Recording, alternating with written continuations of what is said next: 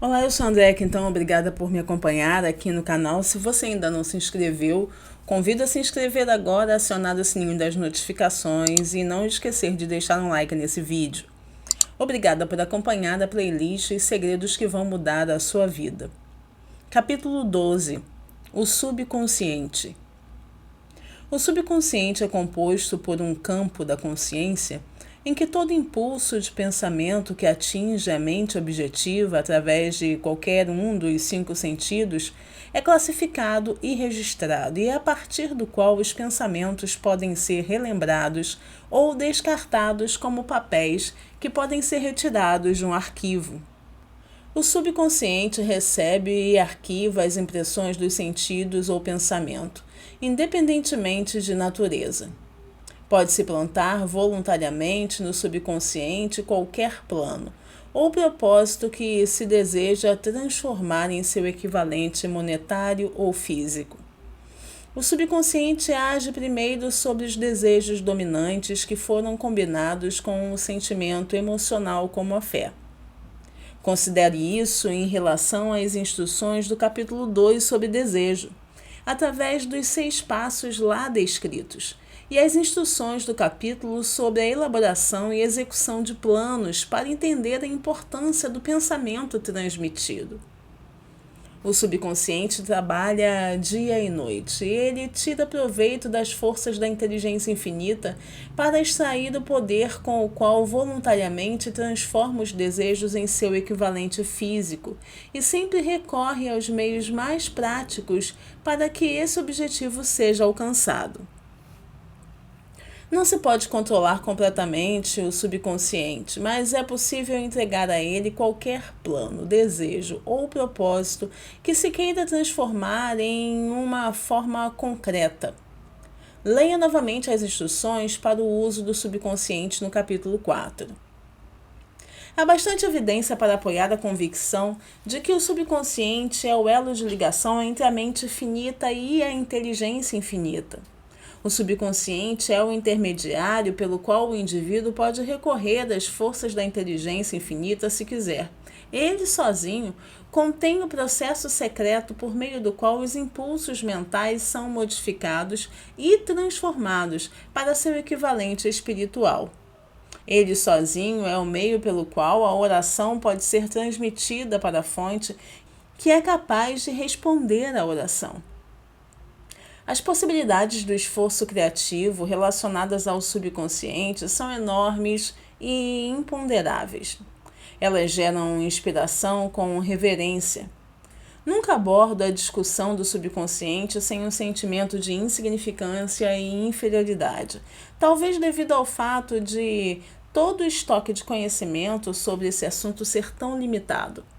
O próprio fato de o subconsciente ser o meio de comunicação entre a mente pensante e a inteligência infinita é em si um pensamento que quase paralisa a própria razão. O significado das instruções dadas no capítulo 2 sobre desejo pode ser abrangido de forma plena, depois que a existência do subconsciente for aceita como realidade e que suas possibilidades como um meio de transformar os desejos em seu equivalente monetário ou físico forem compreendidas. É possível também entender por que as pessoas são incitadas de forma repetitiva a esclarecer os seus desejos e a colocá-los por escrito. E, além disso, compreende-se a necessidade da persistência no cumprimento das instruções. Os 13 princípios são os estímulos com os quais se adquire a capacidade de atingir e influenciar o subconsciente. Não desanime se não for bem sucedido na primeira tentativa. Lembre-se de que o subconsciente pode ser direcionado voluntariamente apenas com o hábito, mediante as instruções dadas no capítulo 3 sobre fé. Se você não teve tempo suficiente para manter o domínio sobre a fé, seja paciente e persistente.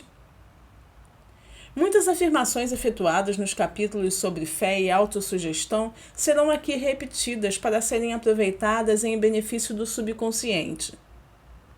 Lembre-se de que o subconsciente funciona de forma voluntária independentemente de se fazer quaisquer esforços para influenciá-lo. Isso, é claro, sugere que pensamentos de medo e pobreza, bem como todos os pensamentos negativos, servem como estímulos para o subconsciente, a menos que se domine esses impulsos e que se abasteça o subconsciente com pensamentos mais desejáveis. O subconsciente não fica inativo. Se a pessoa deixa de plantar desejos no subconsciente, este se alimenta dos pensamentos que lhe chegam por negligência dela. Já foi explicado que os impulsos do pensamento, tanto negativos quanto positivos, alcançam o subconsciente de modo contínuo, a partir das 4 fontes que foram mencionadas no capítulo 11 sobre a transmutação do sexo. Por ora, basta lembrar que o ser humano vive diariamente no meio de todo tipo de impulso de pensamento que chega ao subconsciente sem o seu conhecimento. Alguns desses impulsos são negativos, outros positivos. O leitor deve agora empenhar-se em tentar ajudar a cortar o fluxo de impulsos negativos e em auxiliar voluntariamente a influenciar o subconsciente através dos impulsos positivos de desejo. Quando conseguir isso, terá a chave que abre a porta para o subconsciente. Além disso, terá também um controle total dessa porta, de forma que nenhum pensamento indesejável conseguirá influenciar o subconsciente. Nada pode ser criado que não seja concebido primeiro no pensamento. Com o auxílio da imaginação, os impulsos de pensamento podem ser colocados em planos. A imaginação, quando está sob controle, pode ser usada na criação de planos ou propósitos que levem ao sucesso da profissão escolhida. Todos os impulsos destinados à transmutação em seu equivalente físico, plantados no subconsciente, devem passar pela imaginação e ser combinados com a fé. A combinação da fé com um plano ou propósito destinado à submissão do subconsciente pode ser feita através da imaginação. A partir dessas explicações, é possível observar com facilidade que o uso voluntário do subconsciente exige coordenação e aplicação de todos os princípios. Os pensamentos são coisas verdadeiras, pois toda coisa material começa na forma de energia de pensamento. O subconsciente é mais suscetível à influência de impulsos de pensamento combinados com sentimento ou emoção, do que a influência daqueles impulsos originados exclusivamente na porção do raciocínio da mente. De fato, há muitas evidências que apoiam a teoria de que apenas pensamentos com emoção têm qualquer influência de ação sobre o subconsciente. É sabido que a emoção ou o sentimento regem a maioria das pessoas. É verdade que o subconsciente responde de forma mais rápida aos impulsos de pensamento que são misturados com emoção, além de ser influenciado mais facilmente por eles, e é essencial familiarizar-se com a mais importante das emoções. Há 7 emoções positivas principais e 7 emoções negativas principais. As negativas se introduzem voluntariamente nos impulsos de pensamento que asseguram a passagem para o subconsciente. As positivas devem ser introduzidas através do princípio da autossugestão, nos impulsos de pensamento que um indivíduo deseja transmitir ao subconsciente. As instruções estão descritas no capítulo 4, sobre autossugestão. Tais emoções e impulsos de sentimento podem ser comparados ao fermento em uma fatia de pão, pois constituem o elemento de ação que transforma os impulsos de pensamento do estado passivo para o ativo. Dessa forma, pode-se entender por que os impulsos de pensamento que foram combinados com a emoção são colocados em ação mais facilmente do que os impulsos de pensamento originados na razão nua e crua.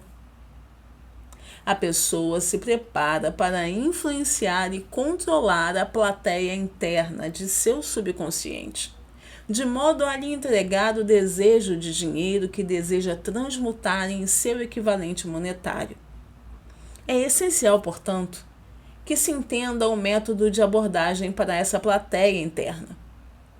Deve-se falar sua linguagem ou a plateia não vai prestar atenção ao seu chamado. Ela atende melhor a linguagem da emoção ou do sentimento.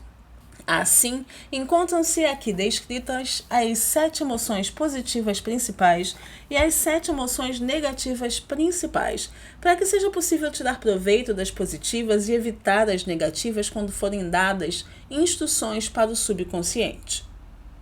As 7 principais emoções positivas: a emoção do desejo, a emoção da fé, a emoção do amor, a emoção do sexo, a emoção do entusiasmo, a emoção do romance, a emoção da esperança.